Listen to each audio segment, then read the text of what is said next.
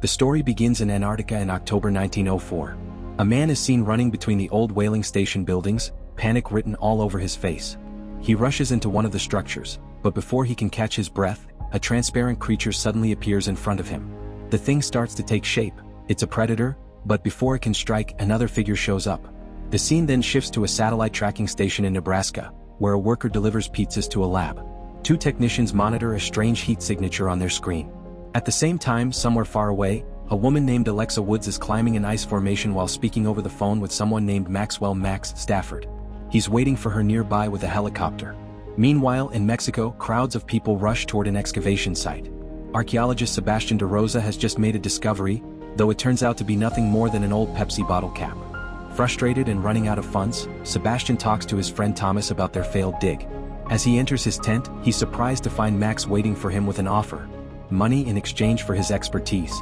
A helicopter then flies over the ocean carrying Alexa and another man named Graham Miller. It lands on a massive ship, where a group of specialists has been assembled by the wealthy industrialist Charles Bishop Wayland. Wayland tells them they've found something buried deep beneath the ice in Antarctica, what appears to be a pyramid located 2,000 feet down. Alexa argues that it's far too dangerous to descend that deep without proper training, which would take at least 3 weeks. She prepares to leave, but after a moment's thought, Alexa decides to stay. That night, Alexa, Sebastian, and Graham stand on deck watching the northern lights. High above Earth, a Predator spacecraft orbits the planet, then fires a powerful laser beam at the ice below. Back on the surface, Wayland's expedition team begins setting up camp over the spot where the beam hit, the same location as the long-abandoned whaling station from 1904. Alexa briefs the team on safety measures, while the crew hauls heavy drilling equipment into position. The head of the drilling team, Rustin Quinn, shows Wayland that the ice borehole they're supposed to drill has already been made, and far too precisely to be human work. It's as if something cut straight through the ice from above. Wayland insists they go down anyway. Alexa soon realizes that Wayland is hiding a serious illness. He's dying of cancer. Despite this, he insists on leading the mission himself. When the descent begins, violent winds pick up and chaos breaks out. Wayland's support cable suddenly snaps, and he nearly plummets to his death before Alexa manages to grab him with her ice axe. Meanwhile, another Predator craft enters Earth's atmosphere, gliding silently above the whaling station. 3 pods drop from it, embedding themselves into the ice near the tunnel entrance. Down below, Alexa and Wayland notice something strange. The hole they're climbing through was clearly drilled just a day earlier, but there's no sign of any machinery.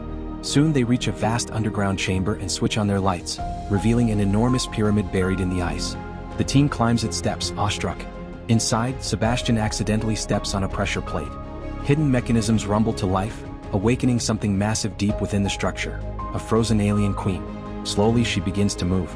Back on the surface, one of the crew members at the camp hears movement but sees nothing. An instant later, a cloaked predator appears behind him and kills him. His scream echoes across the camp, alerting the others, but it's too late.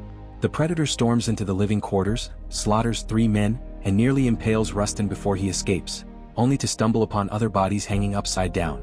He fights one of the predators but is knocked down the icy shaft. Deep inside the pyramid, the rest of the team reaches a sacrificial chamber filled with human skeletons. Sebastian de Rosa examines it and notices the rib cages burst open from the inside. Something had clawed its way out. Far below, the alien queen that was frozen moments earlier is now awake, restrained by chains and beginning to lay eggs. Max finds a narrow shaft leading to a lower level and calls Wayland over to see it. Meanwhile, Rustin lies injured at the bottom of the ice tunnel when the 3 predators land nearby. 2 move off to hunt, but the third approaches Rustin and kills him. Wayland leads his group deeper into the pyramid. He orders Max, Sebastian, and Alexa to move ahead while Adele, Thomas, and several others stay behind to document their findings. The forward team discovers a large sarcophagus with intricate dials across the top. Sebastian, curious, aligns the dials, causing it to open and reveal 3 strange metallic devices, clearly weapons of some kind. Alexa warns they should head back to the ship and analyze everything later, but Wayland insists on taking them. When Max picks up the final weapon, the entire structure reacts.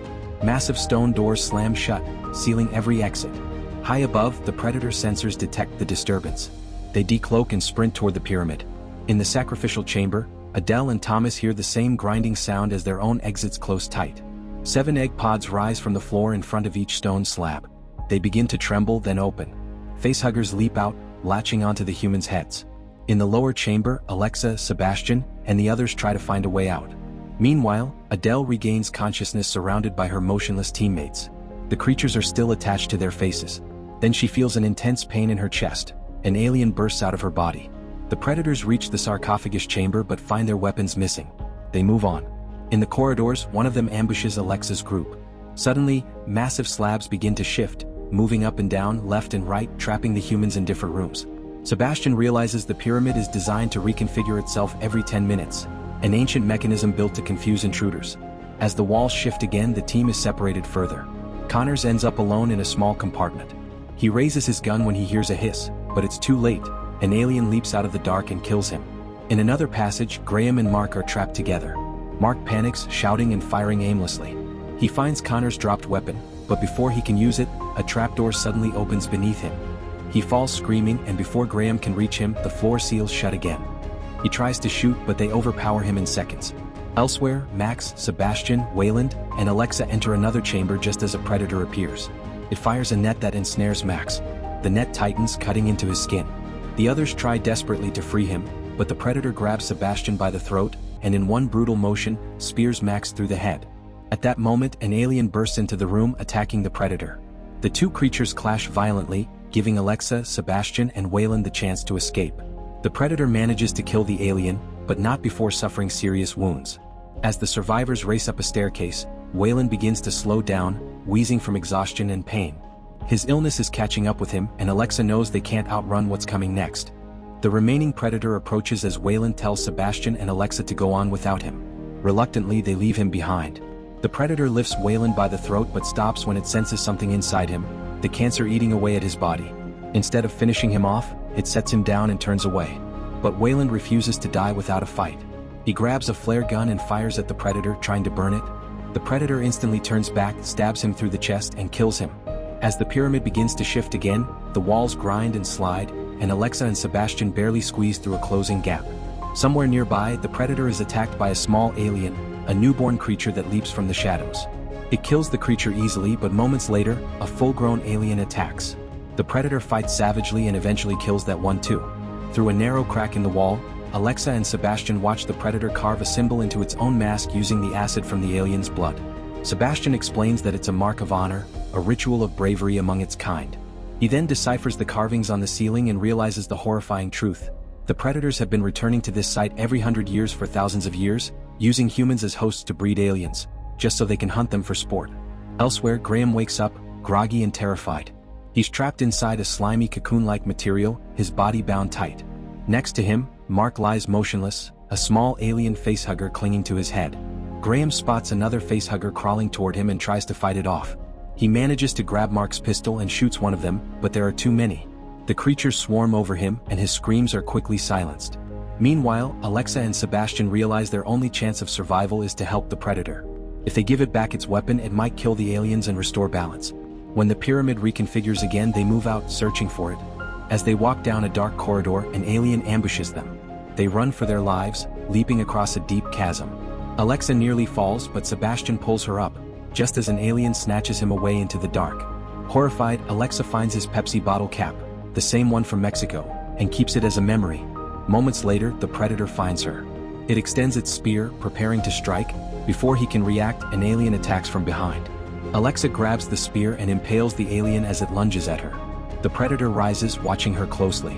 Then more aliens emerge from the shadows. He joins her in the fight, cutting them down with brutal precision. Far below, the alien queen senses the battle. She lets out a piercing shriek, summoning her children. The surviving aliens stop fighting and retreat toward her chamber. The predator starts to leave, but Alexa calls after him, saying she's coming too. The predator pauses, looks back at her, then down at the corpse of the alien she killed. From its remains, he fashions a shield from its head and a spear from its tail, handing them to her as weapons.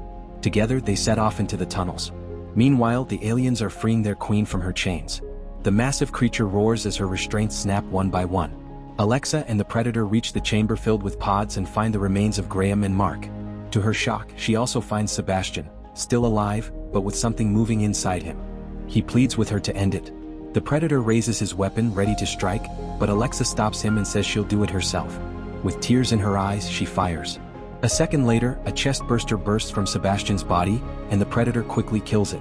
The alien queen is now completely free, dragging heavy chains behind her as she tears through the tunnels toward the surface. The predator activates a self-destruct bomb inside the pod chamber, then signals Alexa to run. Together they sprint through the collapsing tunnels as the bomb starts counting down. Reaching the ice tunnel, Alexa triggers the emergency release on a transport sled that shoots upward toward the surface.